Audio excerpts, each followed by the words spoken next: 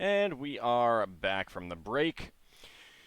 And the party is still being interviewed by the Elven Council and the Vice Admiral.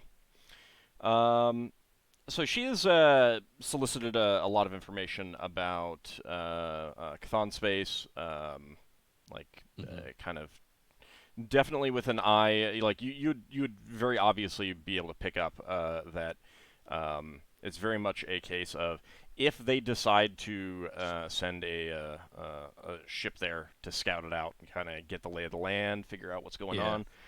They're trying to get as much information about like where you guys think would be the safest place for them to go, who they might find as allies, who they should avoid, all of that stuff. Yeah. But then they say, the Vice Admiral says, now I understand that you did not come to this sphere from Chthon space. There was an intermediary sphere. What sphere was that? What's the name of the sphere? Vad space. What? Vad space. It was Vad space. It was a sphere under contest between the two different races, the Grav and the Zixchiel. Yeah, Kirir. No. Yeah. Kirir. The Grav and the Kirir. They were at war against each other. An abandoned sphere, isn't it? The indigenous people kind of killed themselves off. And the Vlad and the Vad and the Courier found it. Braxon the original inhabitants, what did you learn about them? I understand that you did investigate some of their ruins. They were referred to as the people. That could mean anything to anyone. I'm going to whisper to Brax. I'm just going to look at Braxon, wondering how much we should tell them. I don't see a problem telling them anything. So there was 4 celestial bodies orbiting the sun, Vad, and we didn't visit all of them. We went into Valina's belt, which is an asteroid belt, and real fast. If you just want to say that you give them a basic overview of the sphere and then move on to the things that you consider the important things, that's fine. Yeah. Like, I don't need you as players to list out the planets that you didn't visit and what they were about, that kind of thing. Okay. You can just say you can handle that. That's fine. And we'll also tell them that the Grav are a friendly force. Yeah. Yeah, we'll say that the Grav are friendly, and we think the Elven Navy will be welcome there, but it was a very, very long trip through the Flodston. You would have to take a lot of extra food. It was like half a year. What? No. It was like over 100 days, right? Yeah, it was over 100 days. It's not a year, though. It's close to a third. It's over a fourth. It was like it took us a third of a year to get through, I say. Yeah. That is quite a lengthy trip. The Imperial Navy has had some dealings with Grav in the past. Please tell us more about. But what do you know about the race that used to live there? Anything you know is fine. Anything you learned. Well, they had. Lafdul tries his best to describe what their statues were of the people, what we presume were the people, the headless form.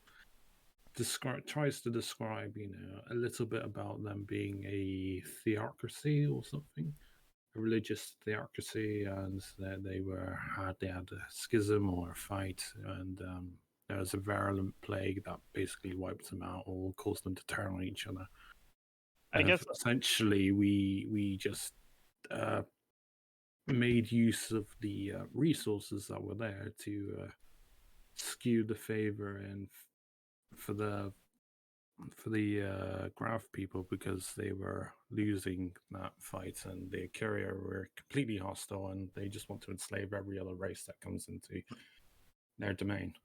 We basically helped them delve the ruins and find resources that they could use to fight back against the Courier. I'd say leaving out the information about the battle station entirely. All right.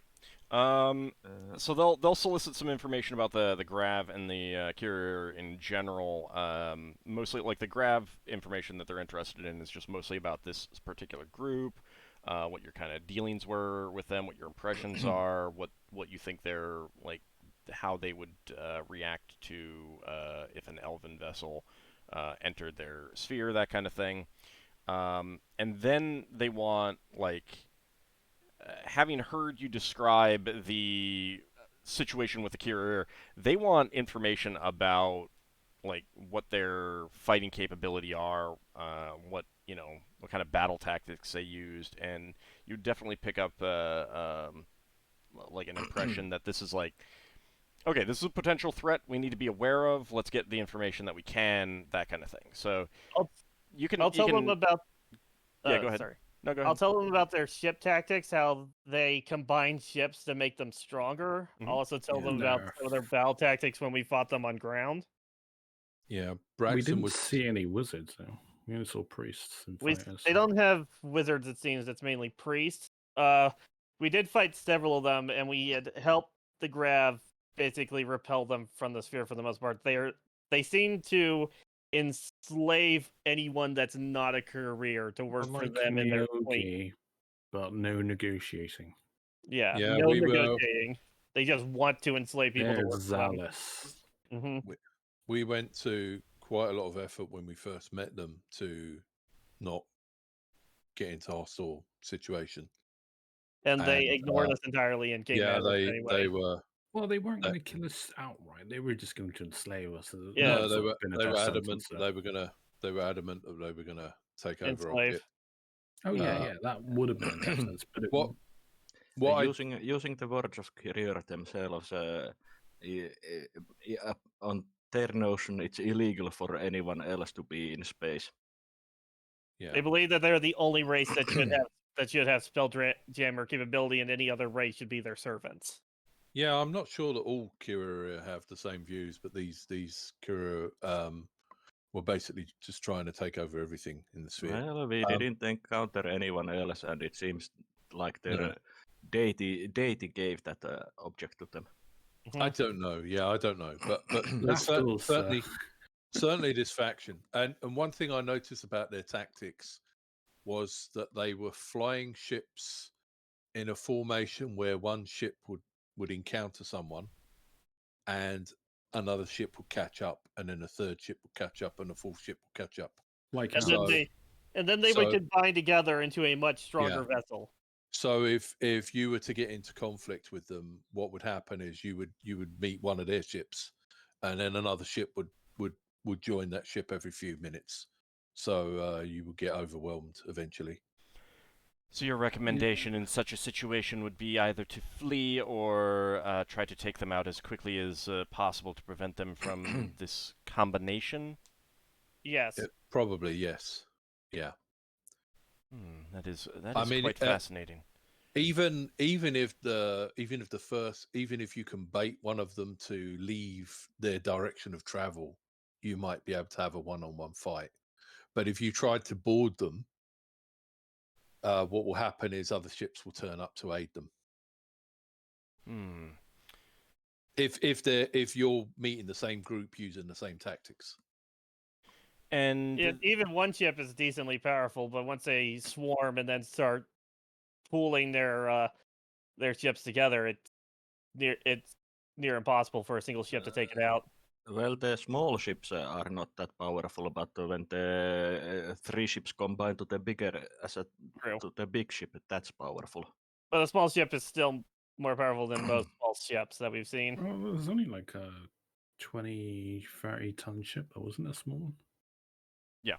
Pretty small. Okay, fair enough. But yeah, basically, I mean, it still adds up. yeah, it adds up quickly. It becomes very dangerous. And their power was broken in that sphere, is that correct? Yes. Well, we Yes. left it in such a state that they were the Grav could take care of them.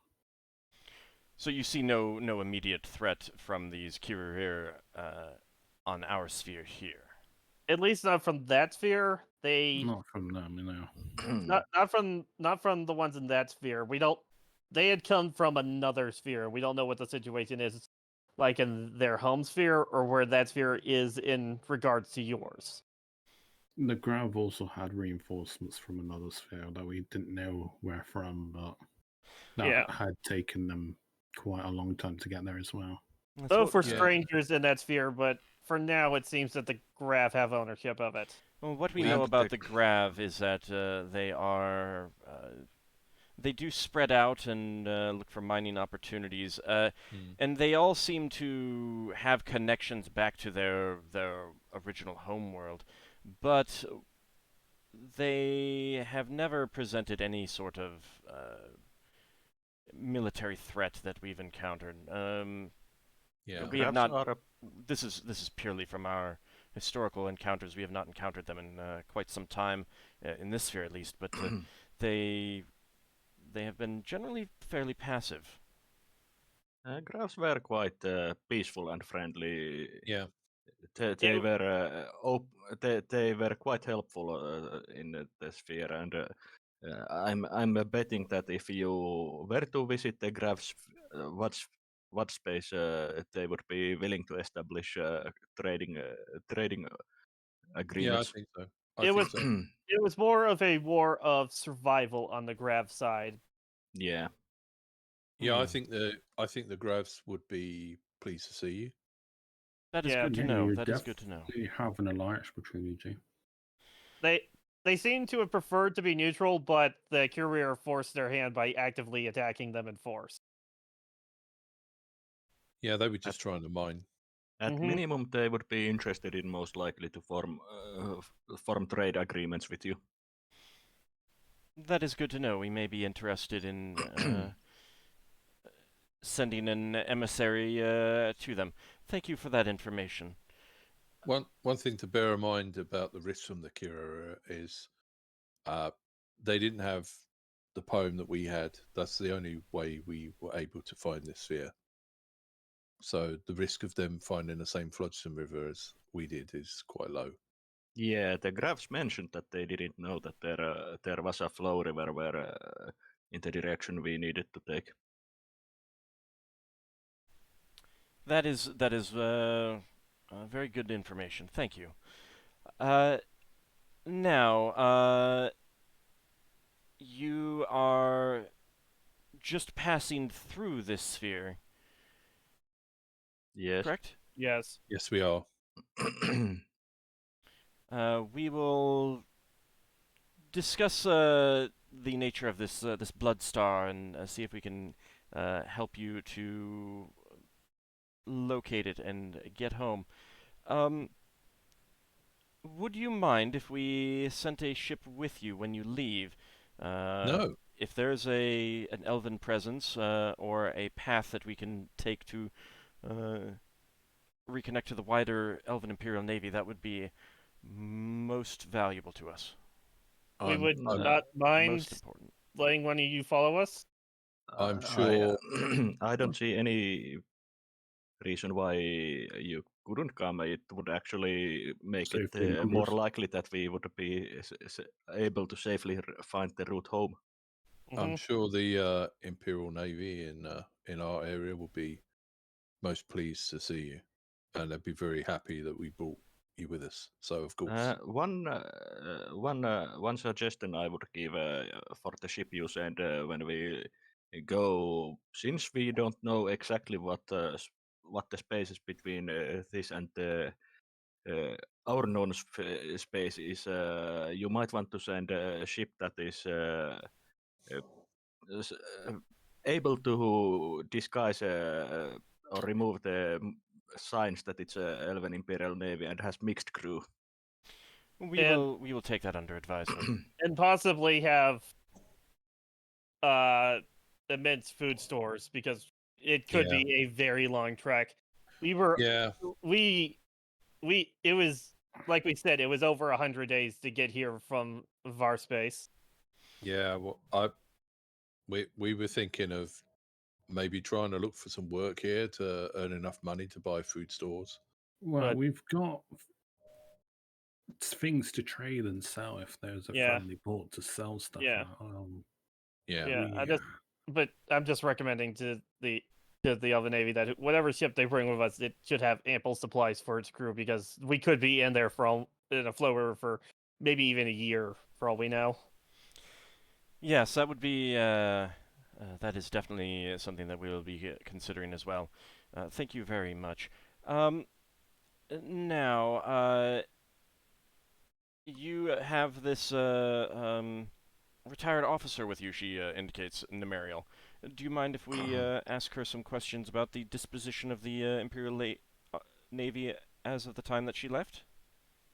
That She's is in your that should employ. be fine. That's fine. Nemeriel Fine with me if seems it's fine with her. Nemeriel seems quite eager, and there is a bit of an extended conversation about what Nemeriel had seen, what the whether there had been any events in the past few centuries that they should know about. The Oh yeah. Vice Admiral clearly has some information already, you'd guess, from Lenelius, and some of this seems to be getting confirmation on it and things like that. Oh yeah, Solas would mention one thing. Solas would mention the planet we encountered in the flow. That I will was wait wondering if until we were gonna mention it. she's done speaking to Nemeriel. Yeah, Okay. but he would add basically if they want to find the graphs that there was a planet on the flow that we encountered, that we were able to resupply some food stuff. So when the conversation with Nemeriel, and this gives you an opportunity if you want to discuss anything else that you want to bring up or anything like that, then you have Relearning stuff about Nemeriel. a little bit. backstory. She's not she hasn't exactly hidden things, but that doesn't necessarily mean that you guys have asked or that she's She brought just up wanted a change of things. life, as far as we knew. Yeah, she basically she joined the Imperial Navy hoping to get onto an exploratory vessel, or a vessel that travels between spheres at least. But she ended up being assigned to a simple patrol vessel within gray space, I think it was. I might be misremembering. And So I guess our situation is like her dream. it's definitely that's what she basically resigned, went to Brawl, which has better, just hired onto a ship to get to Brawl, and basically looked for an exploratory vessel or an adventure vessel or some vessel that was going to or pretty likely to go to other spheres, trade intersphere traders, that kind of thing, and you just happen to be the first group that interested her that offered to hire her, kind of thing. So she was very much bored by what she was doing in the Imperial Navy. She got more than she wished for when we hit that cosmic storm. Or she got exactly what she wished for. She got exactly what she wished for. Yeah. This is she has definitely never been in. I mean, Chthon space itself was frightening to her and stuff like that. But overall, she has been in higher spirits than most of your crew. That's good. So the big reveal at the end is that Nemeriel cast a wish spell to summon the cosmic storm. Oh god. Yeah, really. Yeah, so I can't really think of anything to discuss. when that's done, you bring up the planet again. She'll ask some information about that and things of that nature. Then she starts asking you about some of the other crew members that you have, just basic background information on the GIF, the Herwadi, the humans on your crew, Nor, Sun Fayun, and then they get to Margoth. and you can tell that there is deep suspicion by the officers that you have a goblin on board, and you seem fine with it, which to them is like, what's going on here? I'm gonna stand firm and say she is one of the main reasons why we were able to get out of Cthulhu's space safely. She has been a steadfast ally who has kept us alive and has made sure that we have been able to get this far. And I trust her with my life. And she has said that she wishes for peace. She wants to spread the teachings of her patron. I forgot the name. It's the patient one, whatever. And she wants peace between the goblinoids and the elves. That is her desire, and she has done nothing but help us. And you sense no deception in her. She has been what she says. Oh, Lafdul cannot hold a straight face to this. I have watched her with my abilities of the Paladin to detect evil intent. I have not sensed anything untowards about her, and she's only done anything to assist us. So I believe in my heart of hearts that she is good. Yeah, if we didn't think she was good, she wouldn't be with us. Which is not evil. And I am prepared to stake my name and my honor on this. So, Vice Admiral Alshara looks over all of you and says, and you do not detect sense an ulterior motive amongst her? She kind of looks directly at you when she says that, Lafdul. Or she ends up looking directly at you. You said you weren't able to keep a straight face. No, I wasn't. There were steps on Lafdul's feet. Not to try and silence Lafdul, but just to amuse him. I think herself. that body language is very obvious. She would never try and silence Lafdul. That doesn't work anyway. But she can step on his toes. That's mean. I was... I communed with Aravan, and I asked... I have a gut feeling about some things. And I asked Aravan, or an agent of Aravan, to confirm, and they didn't know.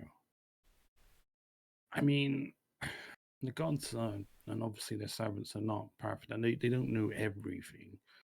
But I would have got the feeling that I would have been given like a caution or something if there really was something that was against my gut feeling about her. I'm suspicious because I'm suspicious of a lot of people. We've been betrayed in the past. I'm always cautious. That's just who I am as a person. You're not thinking of anyone in particular in this case, are you? I mean, there's a certain dragon out there, you know. She stole stuff off.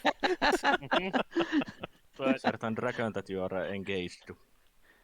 She stole my ring. I'm getting that ring back one day. That's her engagement ring. You don't just steal a ring off someone and say you're married to them. So, would you say that you think that she has an ulterior motive that she has not shared with you, but you don't think it is of counter-purpose to yours? I don't think she's asking you directly, Lafdul. I don't think it's of a counter-purpose. But you do think she has an ulterior motive? I mean, that she has not told you. I mean, why would you travel halfway across wild space? Or, Braxon. The known spheres. She has her reasons, like anyone. Braxon clears his throat. I mean, you're welcome to interrupt and say something if you want.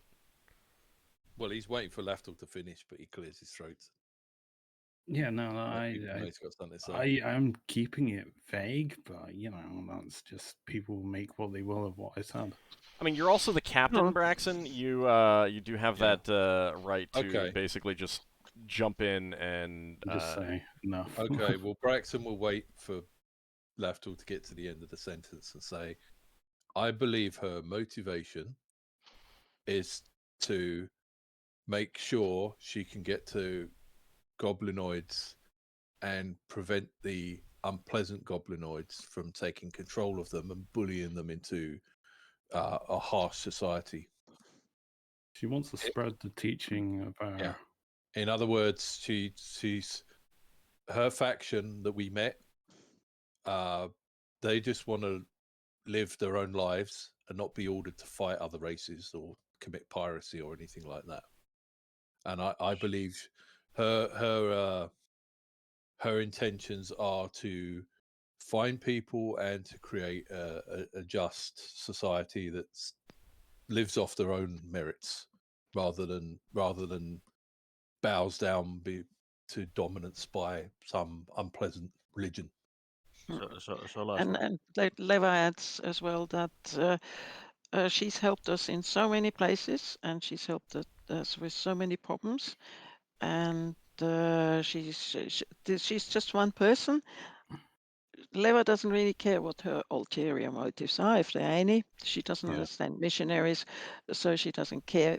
But she's just one single person, and she won't be able to overthrow a whole, let's say, a whole empire on her own.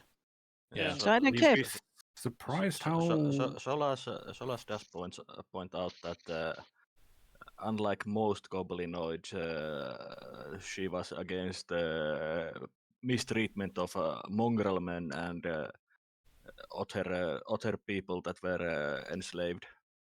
She also helped advise us about rescuing these flags. And she helped us with the plan. So if it wasn't for her, we probably our crew probably never would have gotten the banners. No, did we have a consultation? It was more of a case of we just said, do you have any objections?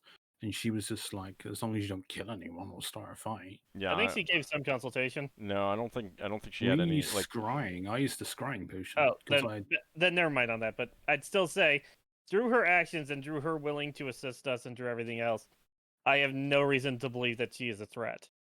So Yes. you don't believe that she is perhaps herself scouting out, say, elven forces or such things with the goal of an invasion of their own? I do not believe that. I do not believe that is her goal. Would the elves, if you think like that, is the elves' goal when they go scouting that they go and invade a place? Never. Okay. So why do you assume that others do it? Because we have seen it time and time again. They have bad history with the goblinoids, but I assure you, I do not believe that is her intentions at all. One of the benefits of being an elf lover is the fact that you get to live and see these things play out because you live for centuries. She doesn't. She didn't. She didn't get to see anything. She did. I mean, the only elves she really got to know a little bit closer are the ones she met in that group, in this group. So, Lafdul, given the age of the people here, with the exception of the Aarakocra, since you don't know what their maximum age is, every single one of them is old enough to have either fought in the Unhuman War or was alive. Like, you're pretty sure that Vice Admiral Al-Shara was probably too young to do any fighting, but she was alive for it. And everyone else, given their age, and obviously you don't have knowledge, but if they were in, if they got into the Imperial Navy when they became adults, they all probably fought in it, or at least served during that time. So, like, every single one of them, with the exception of the Aarakocra, with the possible exception of the Aarakocra in this room, are looking at this with, there's a sphere with goblins that we know nothing about. Yeah.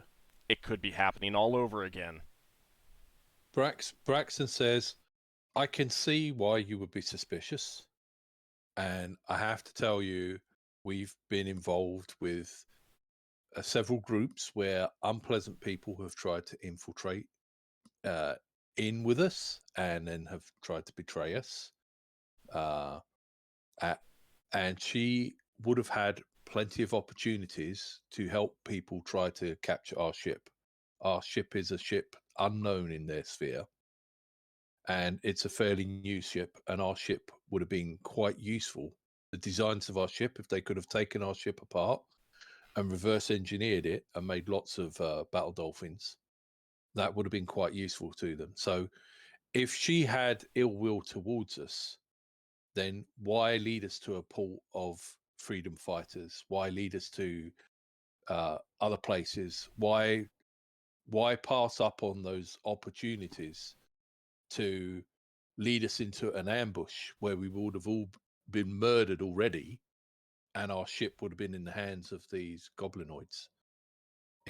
It's such a vague chance, and we never even had any discussions of her coming with us at this time.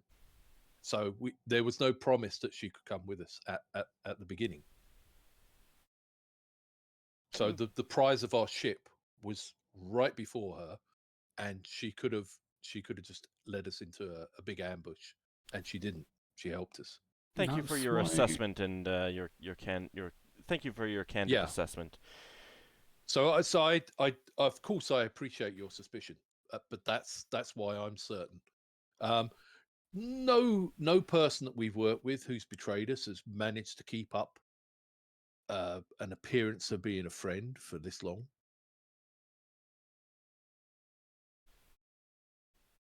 Thank you. Wow. We will take that into consideration as well. Now, you brought up your ship, and we have never seen its type before. Is it common where you were from? It's a fairly new design. I wouldn't exactly It's- call it common. We had to buy it directly from the arcane, Yeah. but it is. But we have seen at least one other of its type before, so it is becoming more common, but it's still fairly new. Are there any other vessels, new vessels that you've made note of, either elven or used by the elves or used by human traders or potential threats, pirates, goblinoids, that sort? Since Well- we're in the presence of the Elven Imperial Navy, I'd say those are Radiant ships that was like, what was those ships? We were working with some Radiant ships, weren't we? We can talk about them. Braxon will say, "Well, I was shipwright working on the Rocker Brow. I don't know what ships you're aware of. If you have a list of ships that you know, I can tell you if I know of any other ships." That's a little bit lengthy, but I mean, it's more along the lines of, like, you can just kind of hand wave it and say, give Yeah. some description, but Tell them about stuff like hammerheads and whale ships and gift bombards and stuff like that. most of which are pretty old. The gift bombards are fairly new. They would not have heard about them. Lafdul, Maybe you bring some up Neolithic ships we've run into. you bring up the Radiant ship. Yeah, because this is Elven stuff about Elven. It's the same thing, same organization. They will most definitely be very interested in that. Asking what you know about it and what your encounter with it was. And like you'd mentioned that you were asked to keep it secret. Yeah, Alright. I will say that. But it's the reason why I'm even mentioning it is because of where we are. Right. Yeah. We did. They did understand. Like capture- it's like you were expected to keep it secret from non-Elven Imperial Navy. Obviously, like that's what they would essentially. see it as. We did capture a scaver ship. And they'll be interested in that. So you give a kind of rundown of that and your adventures are surrounding those. Yeah. The Tinker Gnome ship. All right. So with that, they will they'll kind of like. Is there anything else that you guys feel that you want to bring up and talk to them about? Things that you there feel might be that they should be aware of, things that that haven't been mentioned already, anything like that. Well, Any questions that you have for them that's not directly related to getting back that you've brought up, kind of thing. The one thing I'm curious about is how they want us to handle the prisoners we have. Do they want us to keep on our ship, or are they going to take them to a holding facility until they can do a trial? Yeah, they're going to get to that in a second. Okay. Braxon will say, there is one thing I recall, but I don't know exactly what was going on. I remember us meeting some elves that were quite busy with something. I'm trying to remember where we met them, whether that was on Brow. Busy with something? Yeah, I'm trying to remember where we were. There were some elves, and they were. Who was in the party back then? At least make it more. No, this was fairly Was recently. Higamus Yeoman days or? It was No. before me, at least. No, this was fairly recently before we went to Crinspace. So I remember we met up with some elves, and they weren't as talkative as they normally were, as if something was going on. You mean the pirates and the Crinspace, that pirate It could have elven been ship? It could have been, yeah. The Singing Blade or something, I can't remember. They were No. There was one point where you were contacting the Elven Imperial Navy, and they were definitely distracted by something else. I thought it was on the Rock of Brow, but I might be wrong. Yeah, I think it was. But so Braxton's sort of struggling to remember this, and he says, I honestly, I don't know what was going on, but I got the impression that something was happening that they weren't authorized to talk to me about. They will take that into the council kind of talks quietly amongst themselves, and then Vice Admiral says, and you did not pick up anything on what this might have been related to? Well, we've worked with the Elven Imperial Navy a lot, but it's not our place to ask for secret information to be provided for us. So It seemed they were pretty insistent on not telling anybody what was going on unless you were part of the Navy. Well, if they were asking us to do something, they would have told us stuff. But yeah, they helped us. But it's rather like when we met some of the people on the docks, that they were very polite to us, but they weren't permitted to tell us stuff. And we're not spies. If someone's not authorized to tell us something, then we'll work with what they can tell us. And we didn't want to pry anyway. Yeah, like when we were in Crinspace and they weren't wanting to tell us what they were doing to try and track down Red Newald, but we were trying to help without being able to get them to tell us everything. Mm-hmm. One member of the council says, "We will have to take this into account. Maybe something that we will need to be prepared to assist with. Thank you for that." Yeah. Braxon would. I don't know if if Lever's around. Braxon would. She is. Braxon would go and talk quietly with Lever. And say, so you can send a message to our base on the Rock of Brow. From here? Well, from anywhere. You've got that spell, haven't you? Yes. Old, would that ever work? Sending? Yeah, you've done it. Well, he's contact Crinspace before. That's a lot far away. He's talking quietly to Lever, yeah. So would you be willing to use that spell for the elves to get a message to the Imperial Navy? It's up to you. If they ask nicely, yes. Well, I'll leave it up to you. You can decide whether you want to tell them. Yes, sending is okay. But tell them it needs to be 25 words or less. I think they would be familiar with sending. You tell them that you're prepared to do it if you're willing to do it, and you know, if you need stuff from them to send the spell, then they can see whether they got the bits Nah, that you that's need okay. to cast the spell. What's Uh, the The name The of our problem, core the problem is that employee? you'd be contacting someone of your own. Well, you'd be Yes. contacting. I think Iset is her name. She's running the office. Yeah. Hello. So, But Well, like What do all we know any of the officers that are on the Rocket Just Brawl? right, but basically what you'd be sending a message is like, hey, while we're traveling trying to get home, we encountered a sphere with some lost Elven Imperial Navy people. Just FYI. I mean, it's nice, but at the same time, there's like nothing actionable there. If you guys no, can but think if of something actionable, you can absolutely send a sending. But well, what I question. Yep. Well, actually, it's a question to Braxon. I mean, we or to Old as well. We met somebody from the Imperial Army, and Leva actually spent some time there with him and his crew, so she could do a sending to him. Why wouldn't she? Isn't there a message to send to him? you could do, was that someone in Crin Space though?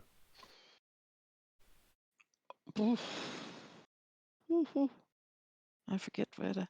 No, it was in could be Cream Space. Yes, could have been there. Because I know you have to spend a certain amount of time. I Be don't know if familiar. I don't know if you have a list of the people you're able to talk to.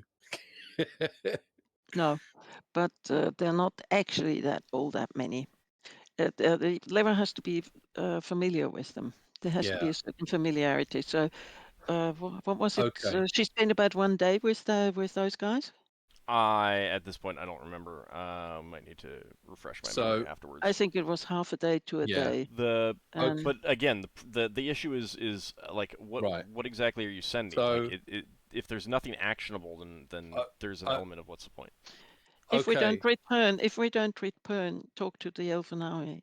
No, that wasn't what you wanted to say.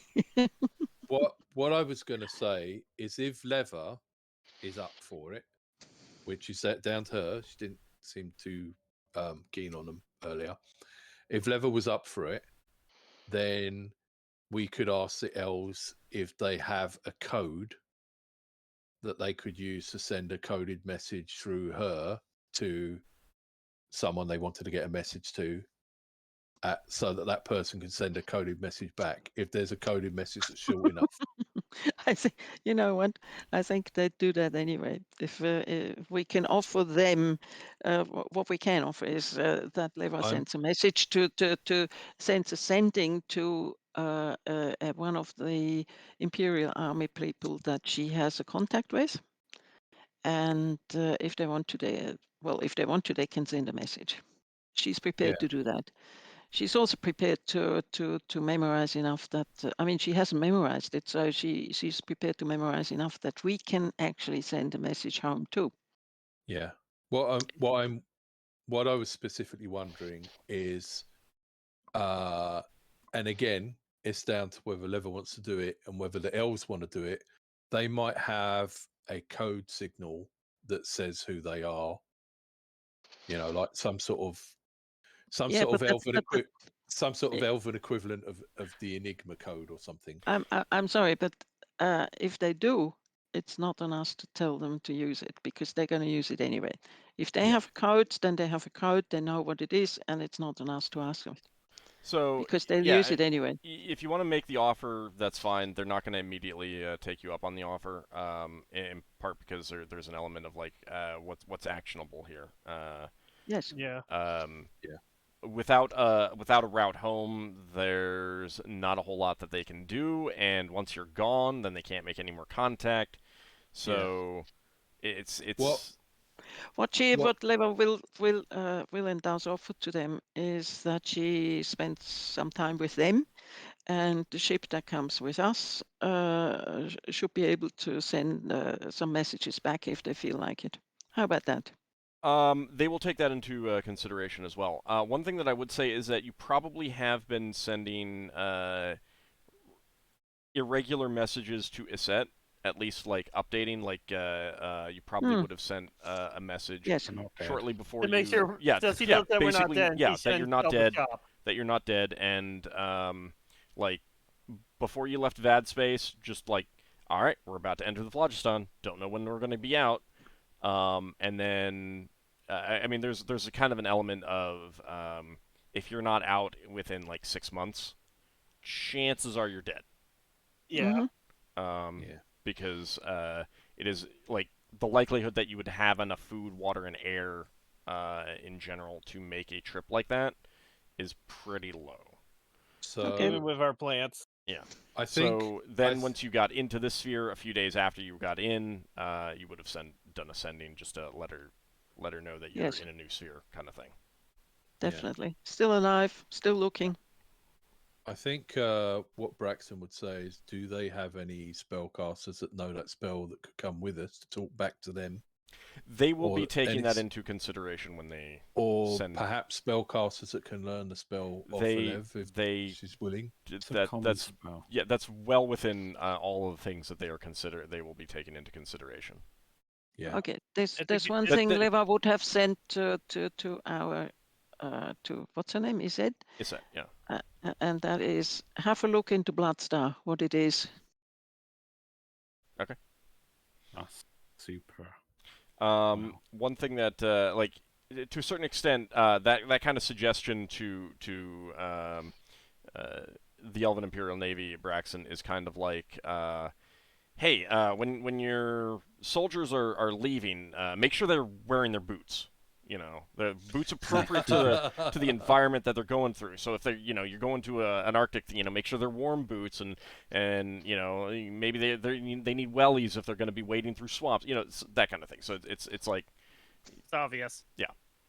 I've been. they will commanding take armies. into account magic to make contact with their. And it's not necessarily sending. It may be other spells. Maybe they have spells of their own that they keep secret. There's a lot of possibilities here. I They will take that into command- consideration. I can't think of anything else to bring up. I'm ready to move on to the next talking point. All right, so they will circle back around now that they've gotten a lot of information about what you've been going through. They will indicate that they are prepared to take custody of your prisoners. Good. Since you Thank wanted you. to get them to Elven Imperial Navy, and they are here. They say, Vice Admiral Alshara says, now, to your knowledge, you have 3 prisoners. I believe Sard and Silithia were 2, and as you understand, their personal main crimes were piracy, correct? Yes. They didn't seem to have any particular knowledge of the theft of the spirit warriors. None that they were willing to share. Well, they might have been collaborators, but they're like, on a need-to-know basis, probably. There was a member of their crew, a Thrycreen, that was, Zixchel. Zixchel, that was, extracting information out of Lenelius. But we had killed them.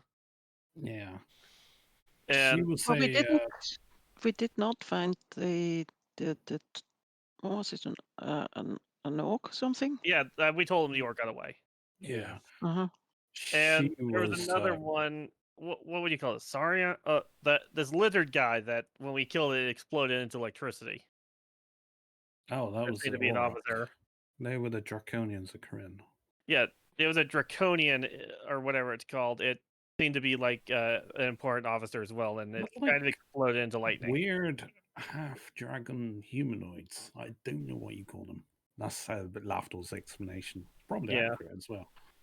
I mean, I think that kind of what Ockar described him as is kind of strange lizardmen is possibly how you would see it too. Maybe draconic lizardmen or something like that. But I can't recall if anyone mentioned draconians to you. The I don't Star think Knights anybody ever might mentioned have. the name to us. The Star Knights might have, but at the same time, that wouldn't mean much to you not being from Oh. Kryn space. These guys are just strange reptilian humanoids that weird things happened when you killed them.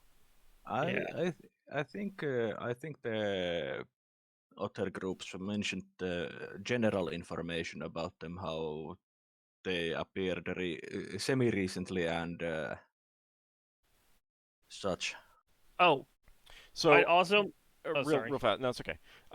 So in that case, yeah, they may have, and the Star Knights. If anyone was going to mention it, it would have been the Star Knights. Yeah. Since they were from Kryn itself, Mm-hmm. and Solamnic Knights.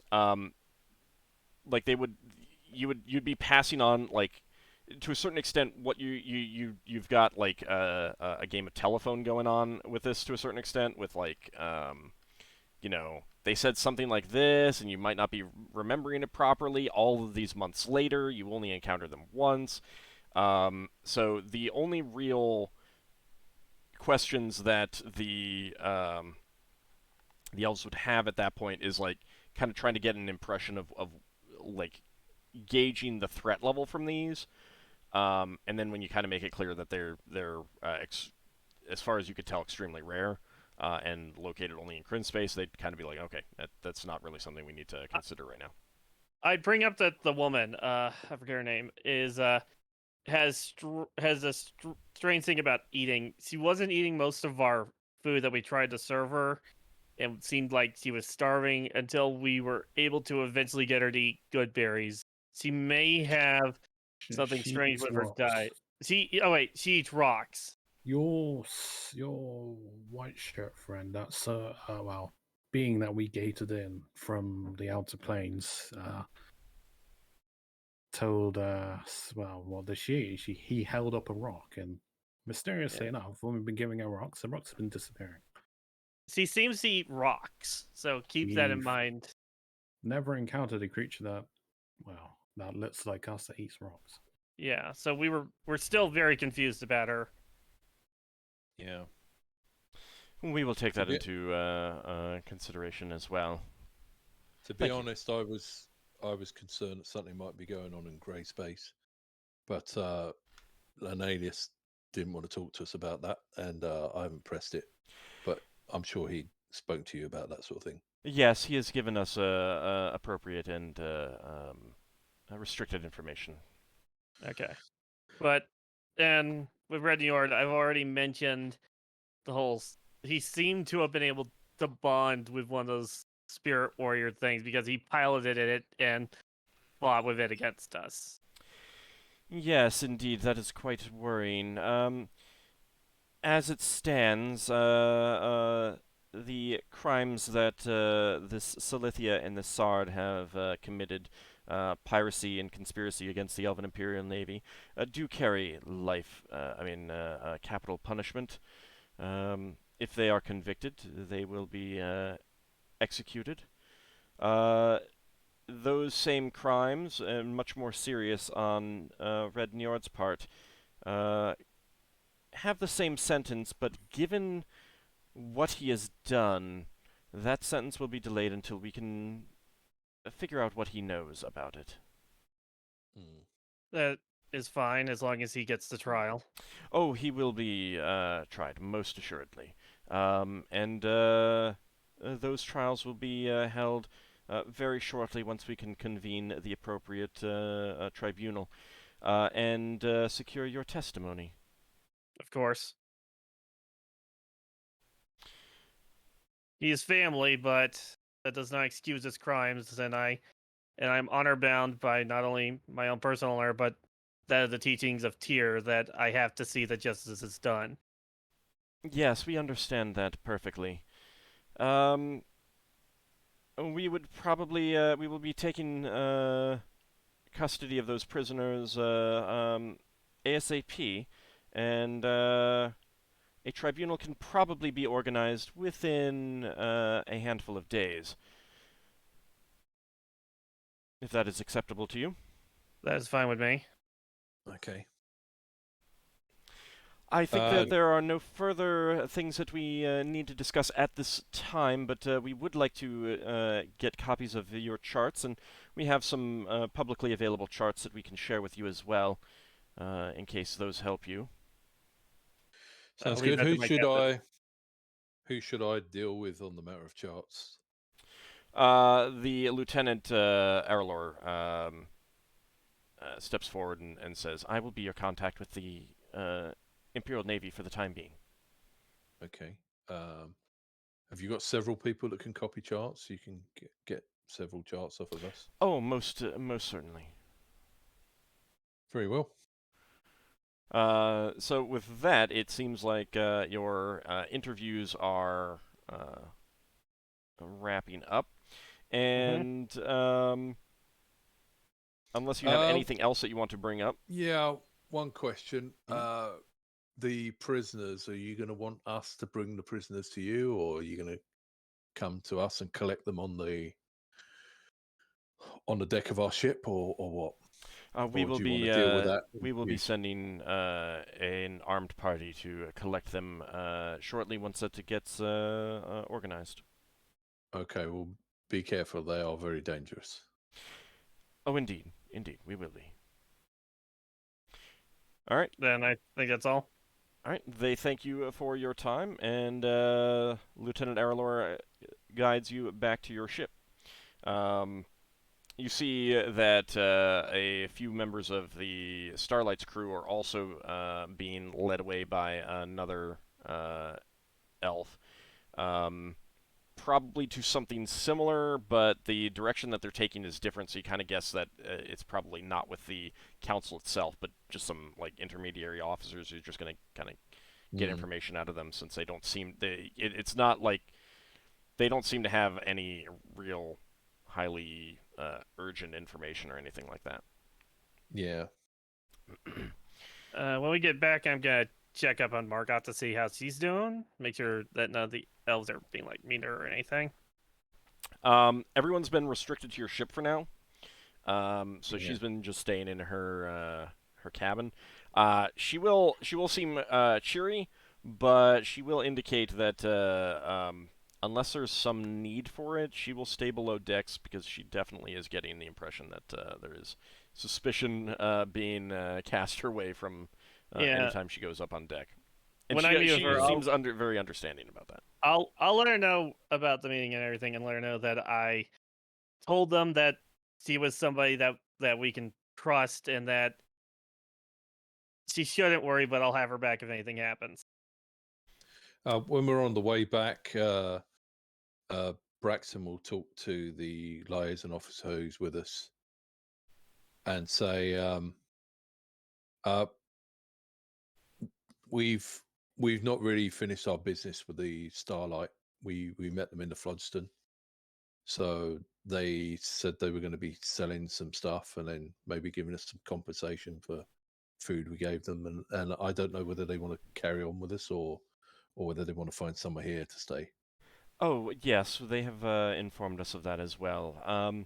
Yeah. They're just being interviewed right now to see if there is anything we can do to help them find their original home sphere.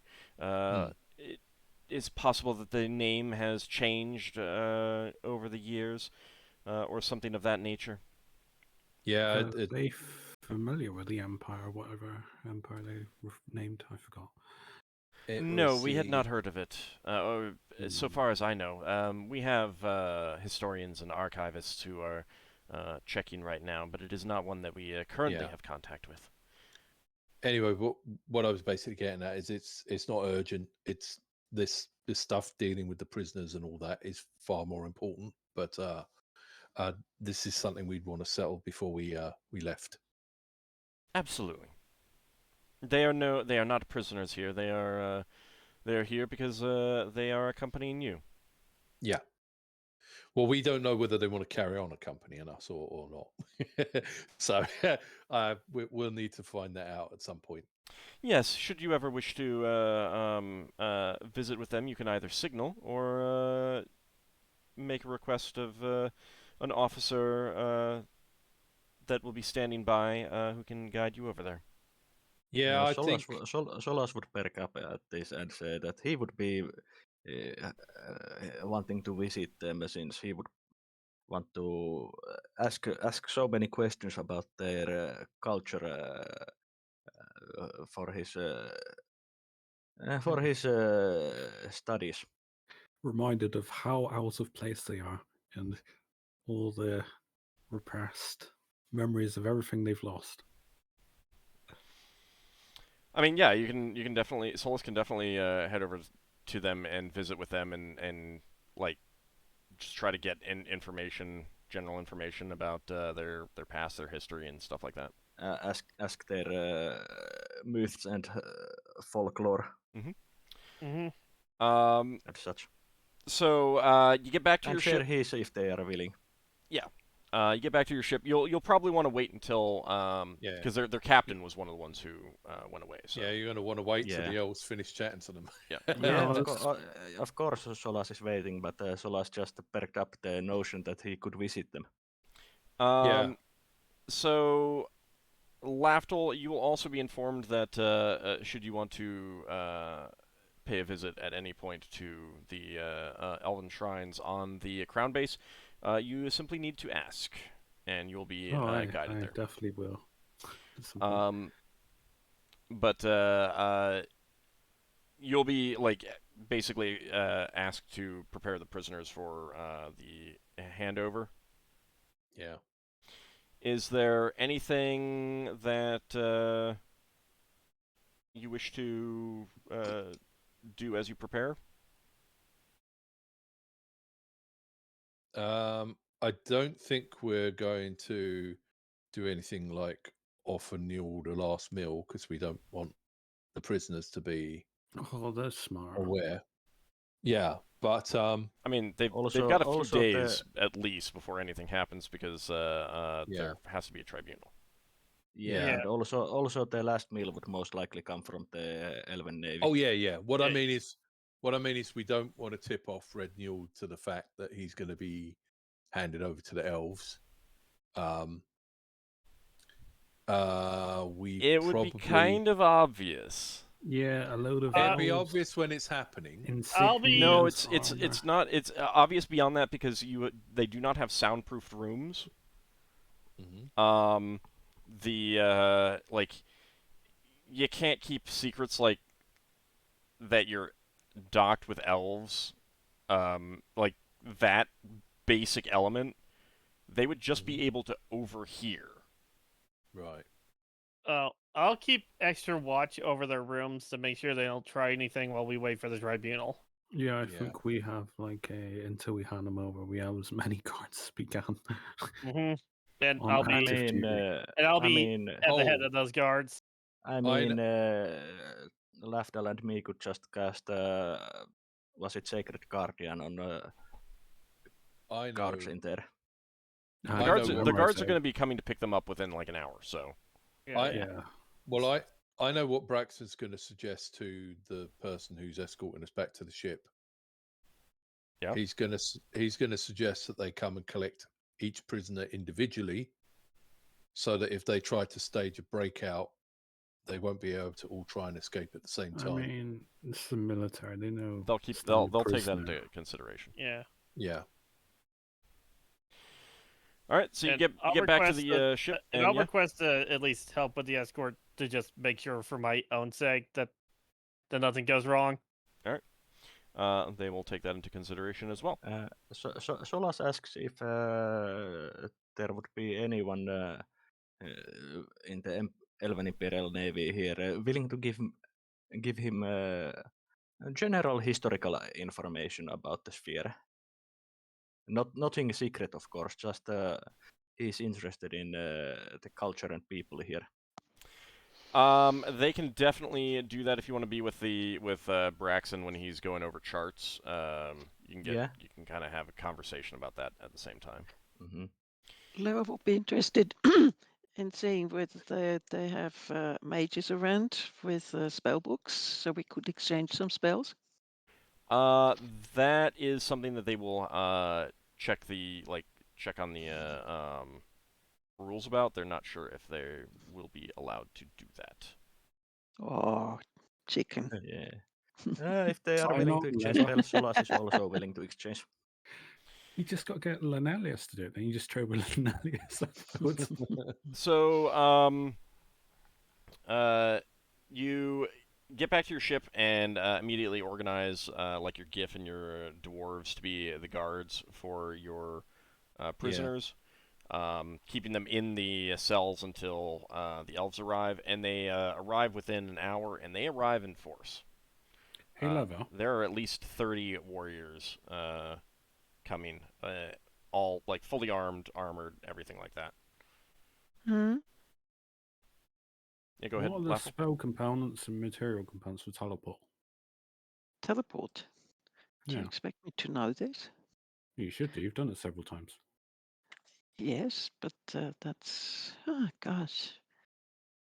I mean, Do you Leva know would how many know spell it. components I need to keep track of? Yeah, I do don't have a think there question. is any with teleport. Teleport, nothing. It Teleport doesn't is have vocal. Yeah.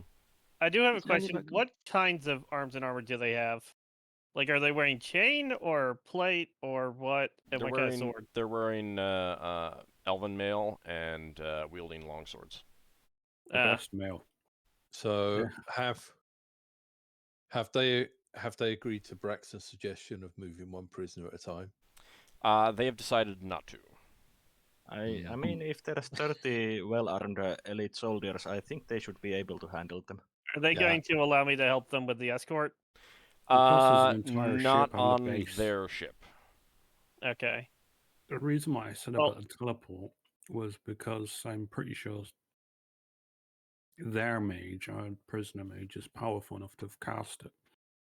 Well, If you happen to have memorized it way back when, you don't lose your spells. Braxon's going to ask our spellcasters if you've got any spells that will knock them out. Sure, the Elven Imperial Navy have got spells if they want to do that. I mean, if the Finn. spellcasters are gagged and tied, they can't cast spells. Finn, And- do you still have some of your tea? Yeah. Oh. I think I ran out of that one. I'm Again, the one who gets accused of being a poisoner. Again, What? Solas. Oh no, I do have 2 doses of it.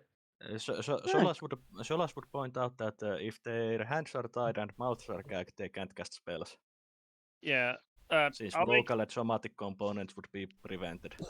Braxon is suspicious because this is a good time for them to try and stage a breakout. Of course. Right. All- Okay. I'll if- make. Can I please speak? Ockar, go I'll ahead. make sure that their hands are tied and their mouths are gagged, as I'm taking charge of escorting them off our ship to the Imperial Navy ship. Okay. Okay. And I will have Gif and Dwarven Marines helping with the escort All right. as we lead them to the Elven Warrior. Okay, so you gag and bind the hands of each of your prisoners, lead them up under heavy guard, and there is a formal handover as the elves take custody of them and lead them away.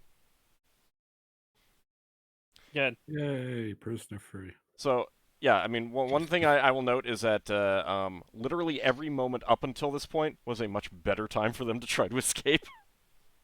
Yeah.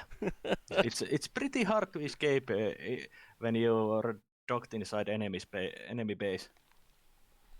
Yeah, if they were gonna I genuinely did have some plans for them to try and escape if you did certain things or didn't do certain things, kind of thing.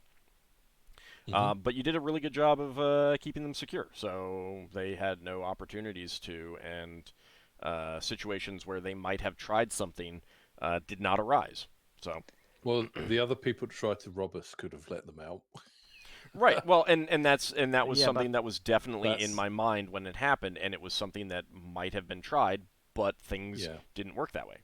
So Yeah. that's that. I mean, that's basically it. Like, I'm not going to force a situation. If you take, if I outline that this is the ways that they may try to escape, and you effectively block all of them, Which we did. then they're not gonna escape. Yep. Yeah, they're not omnipotent or almost omnipotent things. If they were, they would not have been captured. And I'm not going to say that, like, if the spellcaster didn't have a teleport memorized, I'm not going to suddenly say, "Oh no, erase, erase, erase," right in teleport kind of thing, you know, or have her have no more spells than. You are a bigger DM than I am, good sir. I was. No, I try Yeah, to it's plan out just like things have- and give you guys opportunities and realistic options to do them. Was it like Pretty much the best time for them at any point to escape would have been in the Chthon space. Mhm. When we were Yeah, docked in probably. the one of the goblinoid ports. But I yeah. mean, at the same time, like, there are situations where, like, you know, if I may have specific things happen because I want them to happen, but not in like a railroady way. Like if a spellcaster must get a spell cast that has a chance of failure, an enemy spellcaster like a ritual or something like that. Yeah, I'm not gonna roll for that. If it's part for the story, if it has to be cast and you have other opportunities to disrupt it, kind of thing. Yeah, you know, I may do that kind of thing, but I'm not going to change around what they have in their repertoire just to have other things happen. Unless, you know, if I want that to happen, if I want them to teleport away, then I will have them have a teleport kind of thing. I'm just glad I don't have to deal with worrying about them anymore. You're not going to be that's fine. creating a convoluted plot for them to escape. No, Yeah, they don't I mean- all have like rings of recall like Targok had or whatever If he had. if I wanted to have a complex escape thing for them, then I would have done it. But I didn't Also, I develop think their that best because I chance to didn't want escape that to happen. would have been when So. the demons attacked. Yeah. And I genuinely had like some possibilities of the demons freeing them to get some allies, but just because of the nature of what happened, that didn't come about. So anyway, no, that's fine. I just thought one of them might have a spell that would allow them to untie the others. right, but that's the thing is that gags and tying Unless hands. it's granted a power. Yeah, it really is like. It's not completely impervious. I mean, if they have like magic items or something like that that you haven't discovered, you know, those things are possibilities and things like that. But if I want to do that, then I will make sure that they have that in advance, kind of thing. So Yeah. Also, even if they were freed, they would still be 3 unarmed prisoners against multiple armed marines. yeah. Mm-hmm. All right. But So yeah. Even if you're a high-level character, you're not going to be doing much against armed marines. the elves inform you that they have set the tribunal for 2 days from now. So you have time to do a few things. Obviously, they're not giving you free reign of the ship, but if there are things that you want to do, obviously Braxon has something that he wants to do, Solas has something that he wants to do, and Lafdul has something he wants to do. So you guys can definitely do that. Lafdul, like when you pay a visit to the shrines, they're well maintained. It looks like they have separate shrines for Corellin the Rethian and Airdrie Fania, but none others. And Yeah, I figured. they have a Corellin standard being the pantheon, but... shrine. There's also a shrine to 2 other deities that you're less familiar with that are not elven deities. I would inquire about them. Just to be familiar with them. Sirenita, the primary god of the Aarakocra, and a deity that you've never heard of before, Kroka, who is seen as Sirenita's mate and more of a warrior deity. Learn something new. So, but it's quite well maintained. You have some nice conversations with acolyte priests who are overseeing the shrines and keeping them up to, you know, keeping them well maintained and everything like that. Is there any kind of information that you want specifically? No, well, I am gonna learn about I forgot Adria Fenya, because obviously I knew of her, but obviously these people know her very well. Yeah, So I mean, learn a bit more to about her. you, she's a kind of a minor deity that I mean, she's the like a Variel see her as their as their racial patron, but to you, she's just one of the other deities that you'll call upon in specific times. And obviously there are non-Avariel priests of her back on Evermeet and stuff like that, but she's kind of minor in that, just one of the pantheon everyone knows about, but there aren't too many direct worshippers of her kind of thing. No, I'd be comparing it to whatever temples I have been in. I've still been in like temples of Brawl, temples, and Evermeet at some point in my life. I'd just be comparing notes and what it's like. Yeah, I mean maybe suggestions. These are most definitely shrines, not temples. Yeah, so, they're not temples. It's still like. And it doesn't look like they have specific. It feels consecrated to me. Doesn't it? Yes, it does. But they're not large enough to have like services in, other than like a marriage or a or something like that, or a birth or something like that. But there wouldn't be like pews for people to come to regular services kind of thing. But it definitely feels like there's an element of feels like home. Yeah, it's being nice in a consecrated elven shrine kind of thing. Solas hopes to get back to visit Ogma's temple. And Yes. Solas, you learn a lot about like the history and mythology of the people from the Starlight. I haven't developed any of that, so I'm not going to give you any specifics. Yeah, it's just mostly that it's a roleplay interest for Solas. Yeah. But he also shares his own if they are interested in. They absolutely will. Like, I mean, especially like not so much like from a scholarly point of view, but I mean, who doesn't like a good story kind of thing? So, and he puts a little bit poetic flair in it with his poetry. Yeah, so they would definitely be interested in like Ogma's exploits and stuff like that. So any mythology that you have, legends and stories that you can share, they'd be interested in, especially if it has like, adventure and excitement and stuff like that. I'd probably Ogma's legends are always full of adventure. I'd probably go and do these kinds of visits as well after the whole prisoner exchange, and if anybody's interested in telling people about Tyr and the Norse pantheon and all that stuff. Yeah, again, they'd be most interested in the stories that you have to tell and things like that.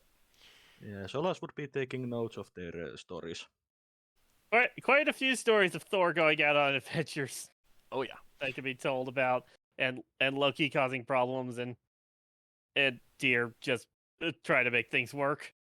All right, so Braxon, you and Glau will be we'll have some time the following day to kind of compare sphere charts. Get some that you can get copied, or like I mean they'll provide you with copies, and they will borrow. They give you a receipt for it. Your charts to it's very formal in that way, so that they can get copies of yours.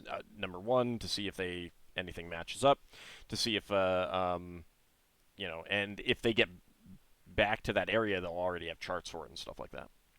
Yeah. So you get a little bit of information about some nearby spheres. Cool. The ones that they have the most contact with, there's a sphere dominated by dwarves nearby that they do a lot of trade with. There's another one that is primarily gnomes and halflings that they do a lot of trade with. There's a lizardman sphere nearby that they do a bit of trade with as well.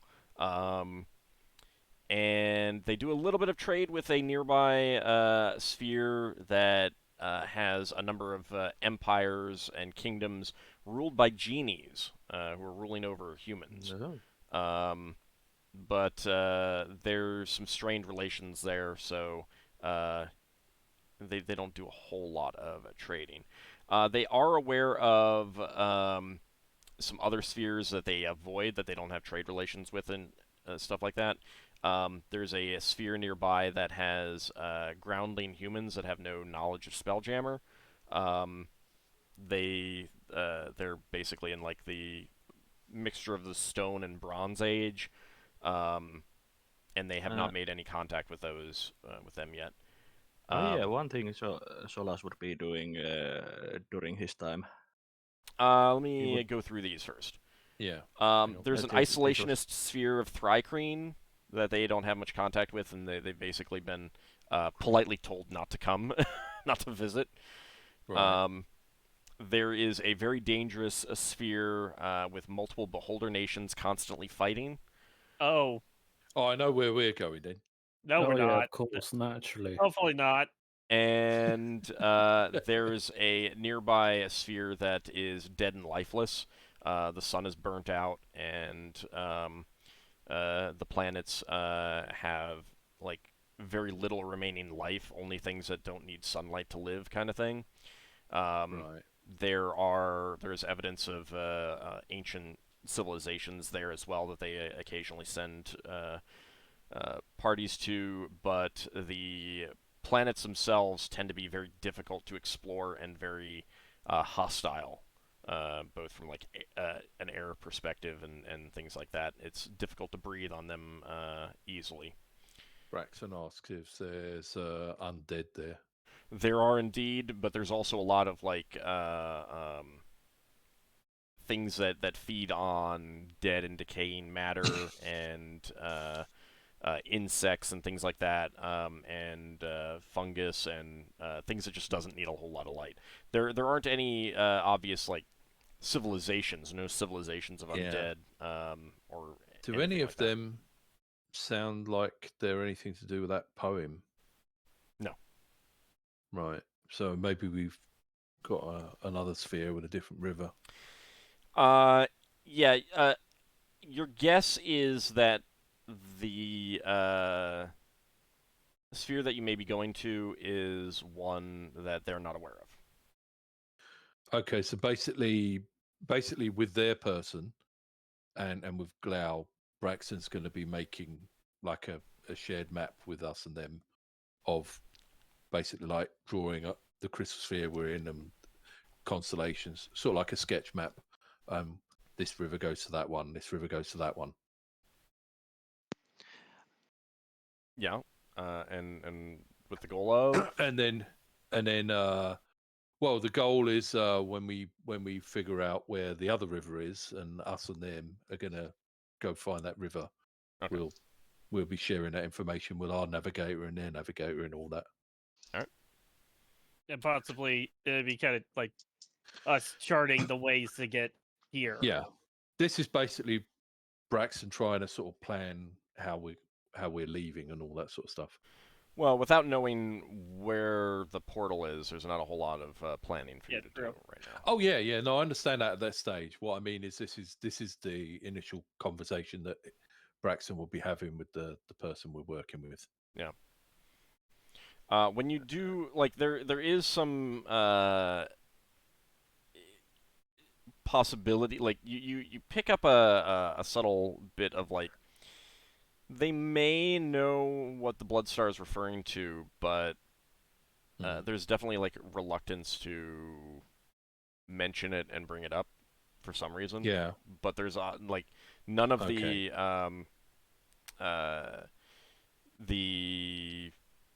things they show as not known spheres are ones that they are that match what you seem to be looking for. Like they'll give you names of the Phlogiston rivers that they for some of them. Like some of them have names and some of them don't.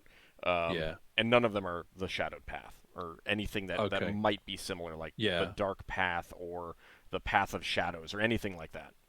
Yeah. So what Braxton's going to say is, if you yourselves don't know our exit, what we might need to do is we might need to leave you here after the business with the prisoners is settled and go searching the sphere for clues to find our exit, and then we will come back here with you so that we can both go on together.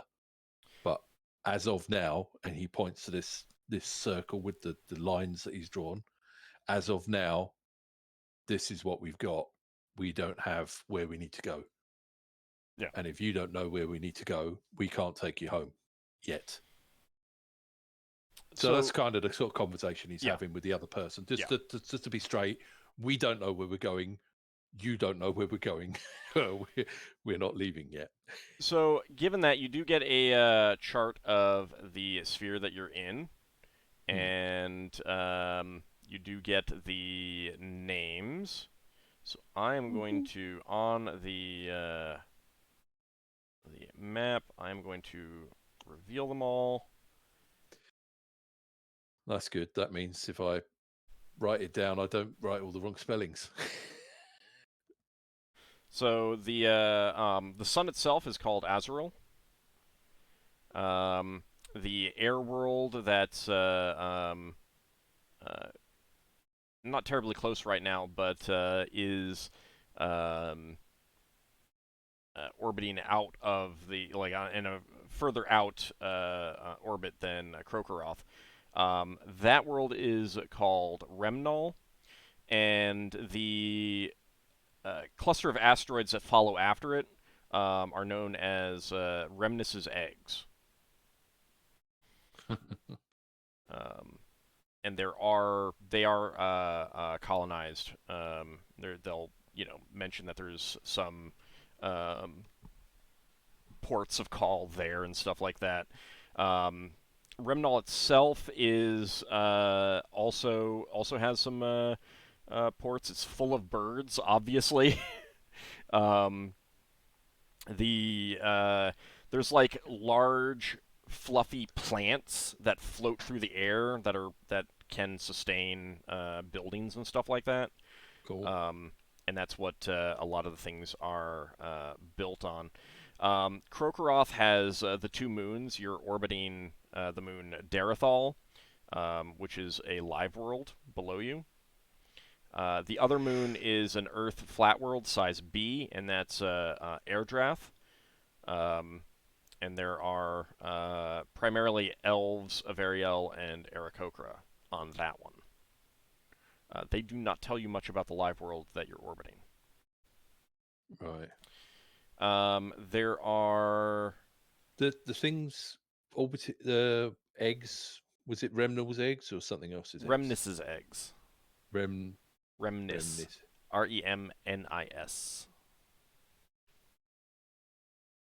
Okay, thanks. And you'd kind of pick up the idea that Remnis is a deity of some sort. Right.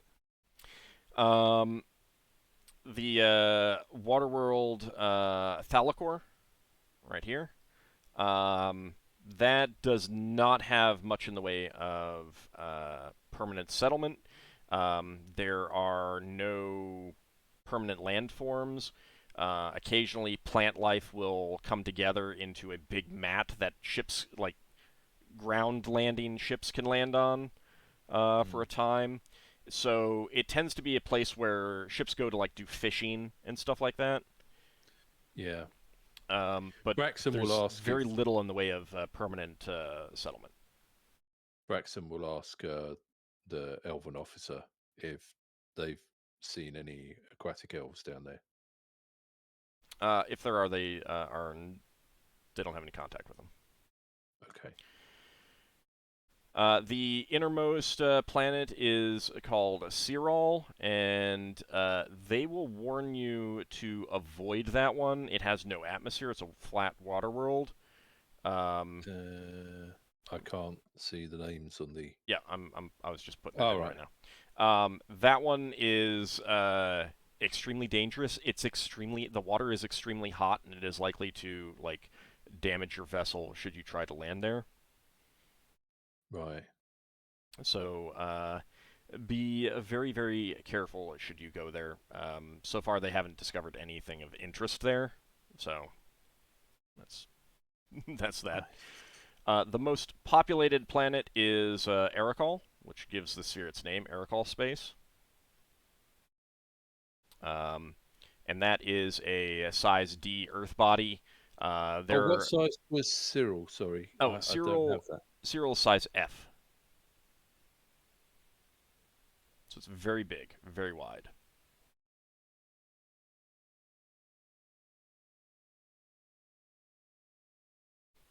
And they do say also that Cyril occasionally catches the sun's light, and that can get extremely hot if it does so. So be very careful if you're flying near it. Oh, so it like acts like a mirror or a lens. Yeah, lens. Yeah. Oh, that's clever. Yeah.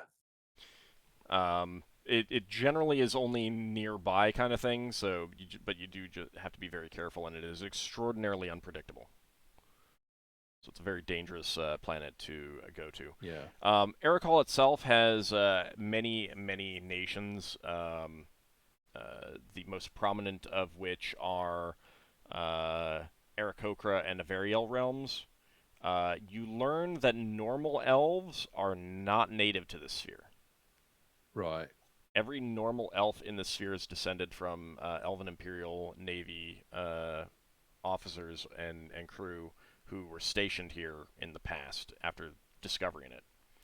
Right. And this sphere did not see much in the way of fighting during the Unhuman War. It was kind of like a rearward base and stuff like that. Just some skirmishing and stuff like that. There are the only native goblinoids in this sphere are Urds, which do live on Arikal.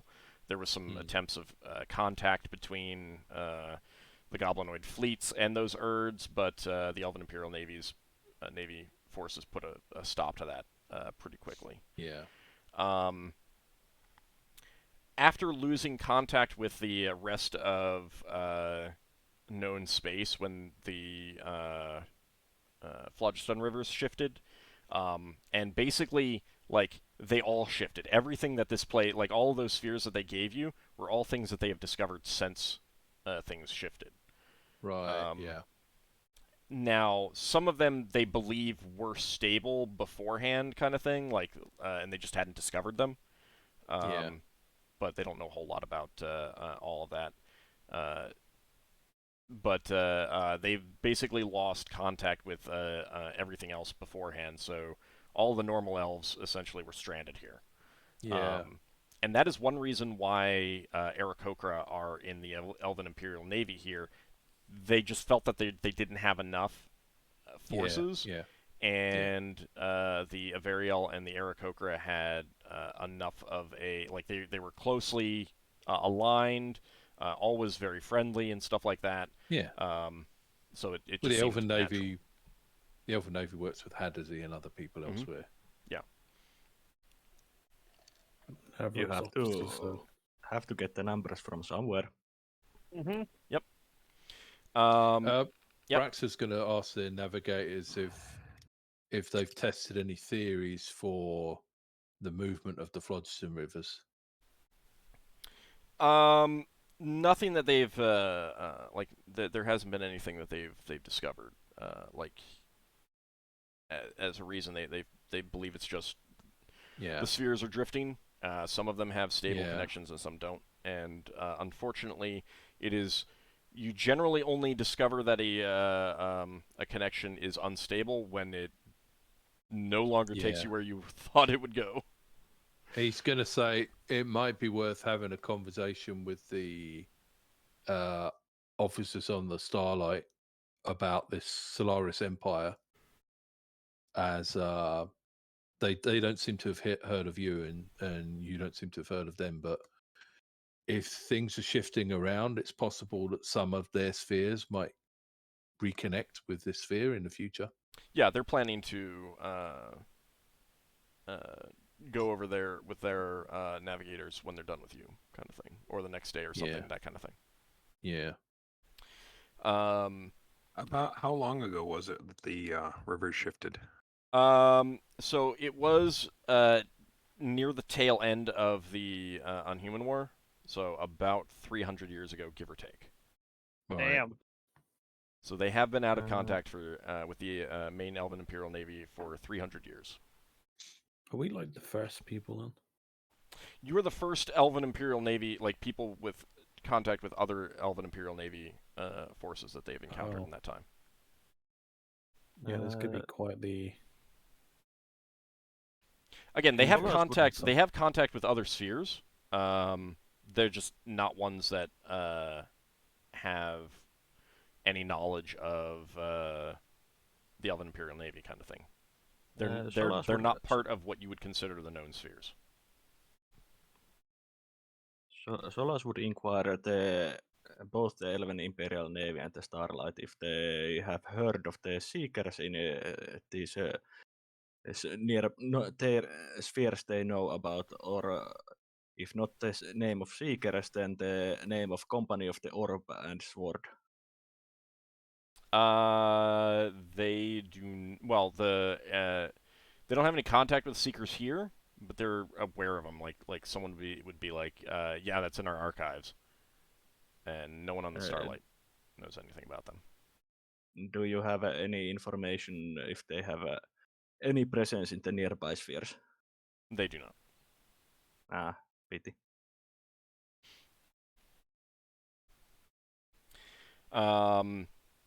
Let's see. So there's a lot of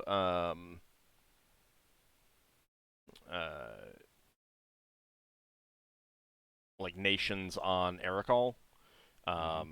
So some of them are hostile or unfriendly to the elves and the Aarakocra. Others are allied. There's multiple elven nations, multiple Aarakocra nations. You kind of learn that some of the other races there are. There's a small nation of creatures called Pegatars, which are basically winged centaurs. As they mentioned, there are some small nations of Urds that are generally hostile, but they're also generally not considered threats. There are some evil underground races that have some realms in their planet's Underdark. The most significant of which being Dire Corbies. And Wait, Dire Corgis? Corbies, not Corgis. Oh no, it's licking me to death. You mentioned there's also a nation of Harpies. There's a few nations of Kenku, some nations of Hengiyoki and Tengu, and things like that. You kind of pick up that they're all avians or winged creatures. Yeah, go ahead. Yeah, you mentioned that Remnal has lots of birds. Yes. Solas would inquire if there's any giant owls or talking owls in there. There are almost certainly giant owls, they will tell you. And there are probably giant owls back on Erekal as well. Solas would be interested in visiting one of these places to capture a giant owl feathers. That is, I mean, that is something that you can talk about with your crew when you're all done with here. Solas and I think Lafdul would be very interested in this. I mean, can't you just get those from Glau when he's like preening or something? Glau is a space owl. It's a different species. Yeah, Glau is not talking owl or giant owl. If anyone comes near Hulurat with a chisel, they're going to get slapped by Braxon. So a knife or scissors are fine. Got it. Also, Hulurat wouldn't work since it's a magical item instead of a living being. Are there any Doa here? No, there are not. Oh. And the reason is because then you could that would like Doar have they're all from a central planet, so that would be a way to get back to known space. Since there's a Pegataur here, are there any Pegasus? Yes. So Solas would be also interested in acquiring their feathers. That is something to discuss with the party. That's so hard to get Pegasus feathers, though. So finally, they do tell you about the asteroid belt. There's a number of various colonies in the asteroid belt, which is known as Kethod's Shards. There's like mixture of uninhabited, uninhabitable vacuum worlds and some tropical worlds that have been colonized. And they give you a, they'll let they help you mark down where the ports are if you would want to go there. Yeah. It's possible that they'd be closer than Aracol itself if you just wanted to get to a port, for example. But it's a pretty well-traveled sphere, and many. Oops. With the changes that Roll20 has done, it is not actually always easy to tell what is the scroll bar and what is the actual bar itself that on some of these maps anymore. Because I've got like, hey, it's a gray scroll bar and it's a slightly darker gray bar itself. Anyway, yes, Lafdul. I've completely forgotten already. I'm sorry. Oh, that was it. You know those chunks of amber that we got from when we destroyed that statue? This is like, what do you do with it? I mean, it's a gemstone. Carve it, polish it. Alright, so I can gem cut it now, Yeah. because that was completely forgotten about until now. And when I was looking at the oil of timelessness and it requires 100 Isn't amber like GP powdered amber. Amber is basically fossilized ancient sapphire or sap. something. Yeah. Yeah. But it's Okay. considered a gemstone, okay? Alright, even in the real world. Yeah, it's petrified. Yeah. Braxon's not going to rest until he gets Lafdul to polish some coprolites. No. By the way, He's got to cut all the golem gems first. Remember that we got. He has got them. Okay, Oh, good. I just thought, are there any elven But- cats around? Elven but the- cats. What is an elven Not cat? not here. Because I need whiskers for a scroll. Has, And has- I think a certain elven mage wants cat whiskers. has Lafdul gotten his new holy symbol yet? I am not stealing from an elven imperial base. I have principles. It would be Lafdul sacrilege. has do? principles. I'm not going to steal from my own religion. Yeah, his principle is to jinx our party. Of course, he has principles. He went to school at some point. Yeah. Oh.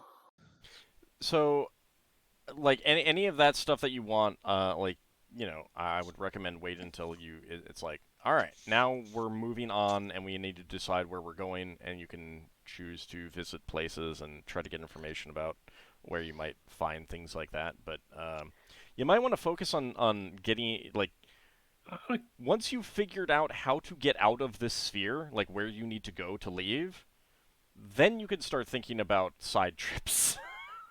Out Yeah. of curiosity. Never would like to visit the beholders.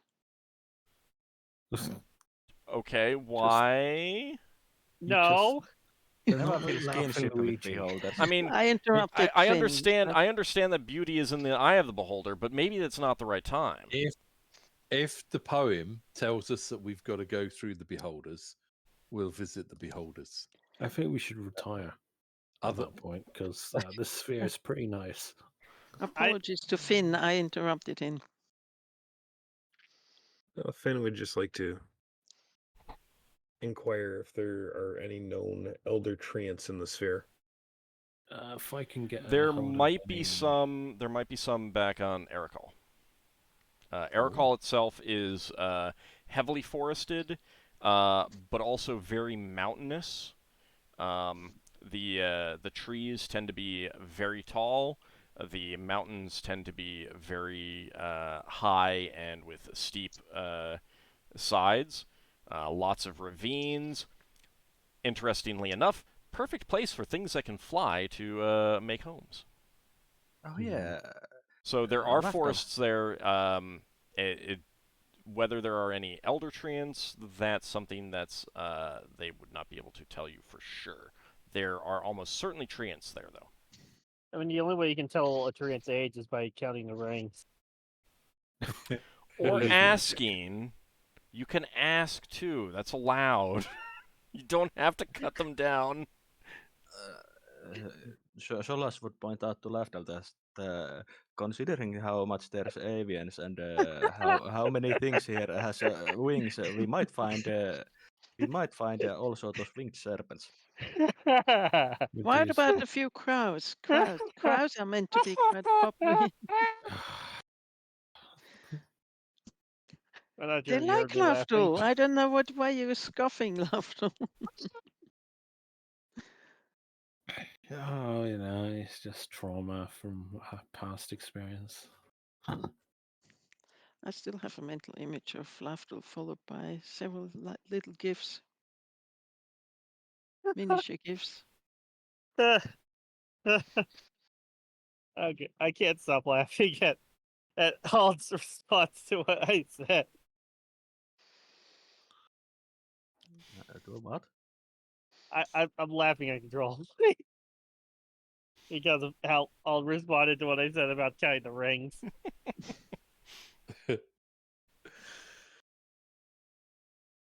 All right, so now that you've Well, you've gotten some basic history of the sphere and kind of a rundown of nearby spheres, which so far at least, so far as you can tell, are none of which are ones that you need to go to. Yeah, I don't think any of those other spheres are going to give us a clue to our poem.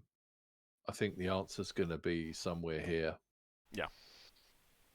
So somebody's going to know the answer and might want to charge us for the information. I mean, considering how the poem has worked so far, if we had to go through one of those spheres that we were mentioned about, one of the spheres would be the green heart of the tree, from where we would find the emerald path. Since so far every place in this has been go this sphere and you get the next location, not go through this sphere to another sphere and there you get the next location. Yeah. Yeah, I mean, like, it would clearly tell you, like, indicate to you a route out of this sphere to that next sphere. Yeah. Like, this is literally go to this sphere, find the way out, find the proper way out, take this path, go to this go to the sphere that takes you to, kind of thing. Like, there wouldn't be a So what's our? I missed some of what happened before, but I got the end of what you said, Old, where you were talking about shadow paths, because the shadow path is in connection with the Bloodstar. Right. Yeah, the shadow path is the phlogiston river that goes from the Bloodstar portal. Yeah, but Old was specifically talking about certain things about that. Right, but based on what you've seen so far, somewhere in this crystal sphere is going to be something that can be considered the Bloodstar. Okay. Like, the people here may not normally refer to it that way, but maybe there's, like, an ancient legend or something like that, or it could actually, maybe they're just keeping it secret from you, kind of thing. And then you'll go on to something that could be called the Shadowed Path. Yeah, so one thing Braxon would have asked to the person that Spelljammer doesn't do very well is if they have a chart of the stars. They have the constellates, or at least like the major constellates.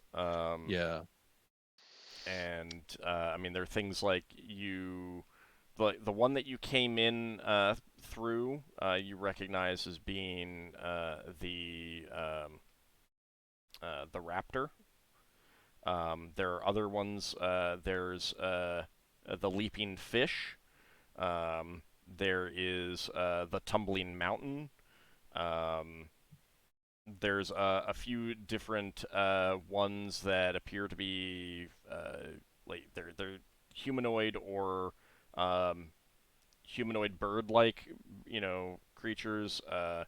The the tending priest, um, the crowned king, the wounded warrior, things like that. But you get a list of them.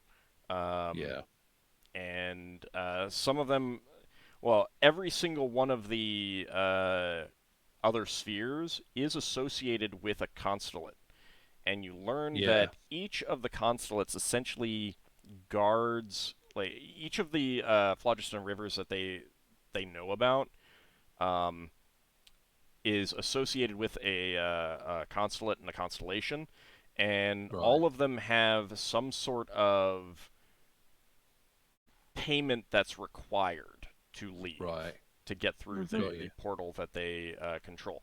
Some of them, luckily, the ones that they have trade with, each one of them is like there's the one that's like the minstrel, and just wants a story. You get there, you tell him a story, and you get to go through. There's one, the miserly Aarakocra. You got to give him some money. It's not a huge amount, but you got to give him some money, kind of thing, and he'll let you through. So you kind of pick up that if the path that you need to take out of here is associated with a constellate, then Yeah. you'll need to find out what that one needs for you to leave. Yeah. Hmm. You actually just mentioned something. What would we do if, since these guys see so many places as restricted, what are we going to do if the place we are looking for is restricted and we have one of their ships in tow?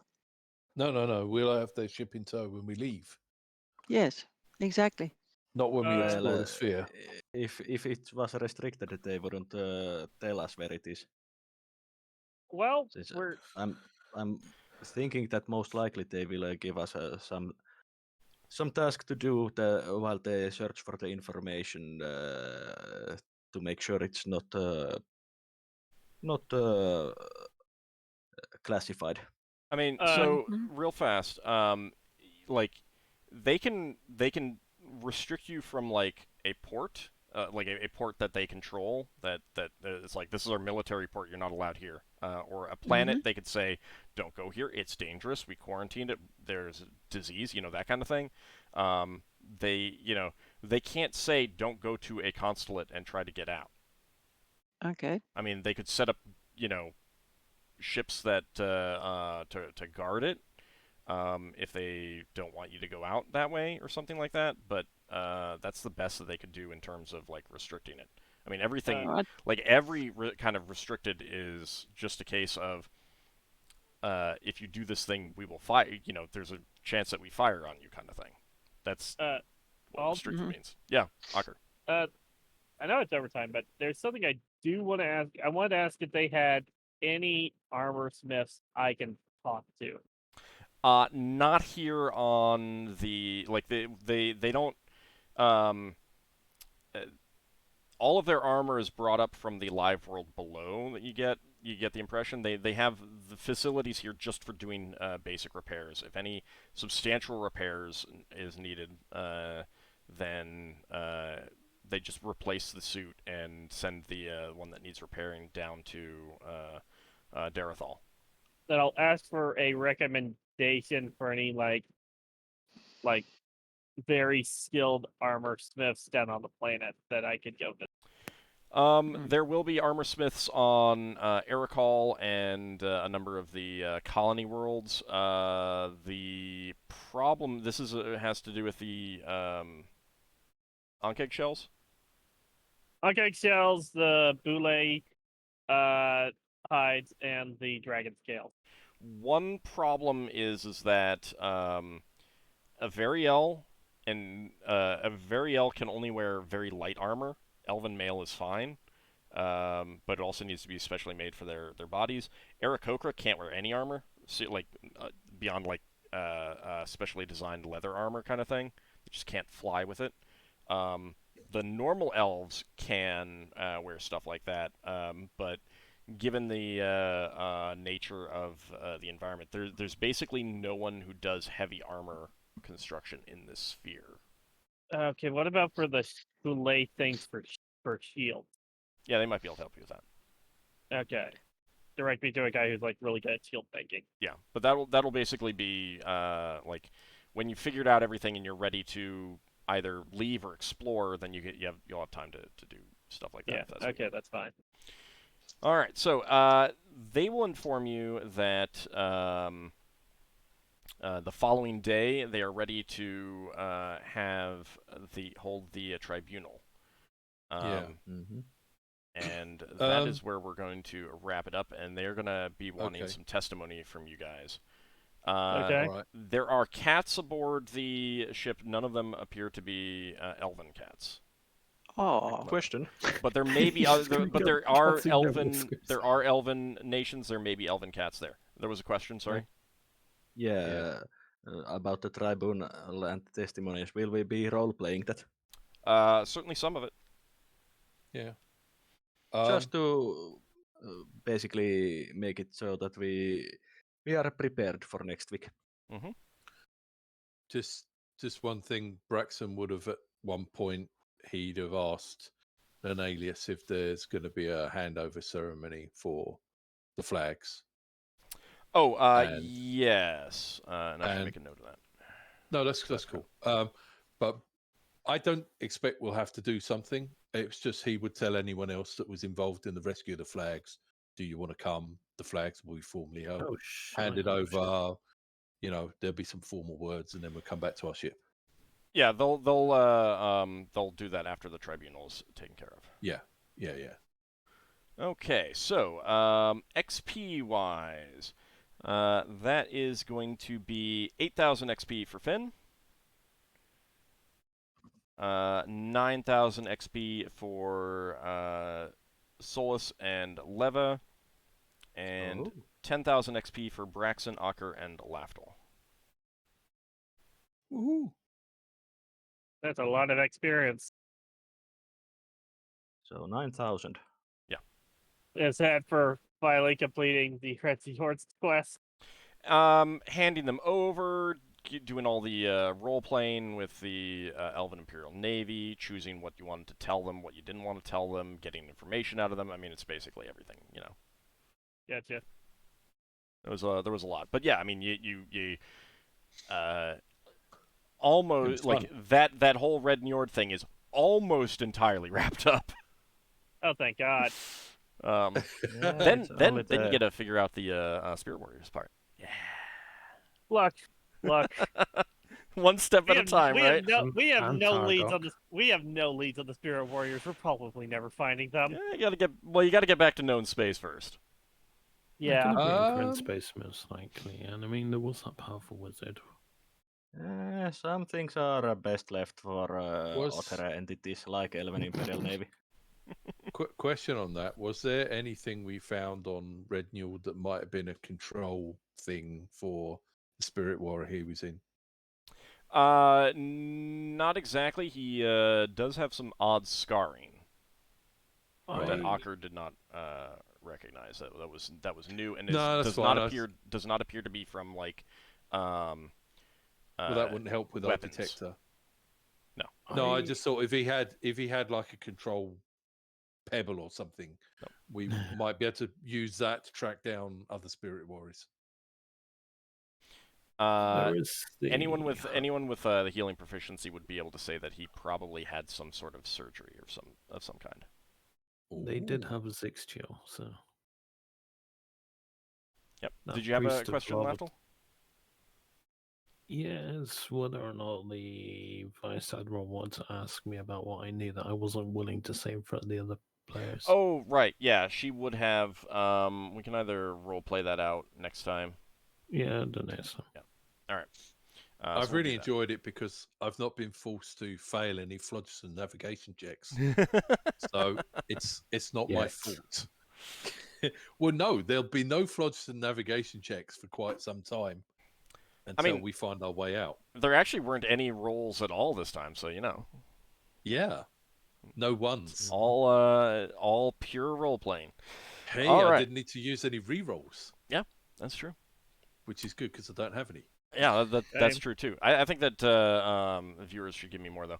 All right. Anyway, I want to thank you guys for playing. I want to thank everyone out there for watching. We will be back next week, and we will do this tribunal and see what conclusion the tribunal reaches with regards to your former prisoners. Get 'em. Thanks for watching, everyone. See you next time. See ya. Thanks for the game. Take care. Thanks for having us.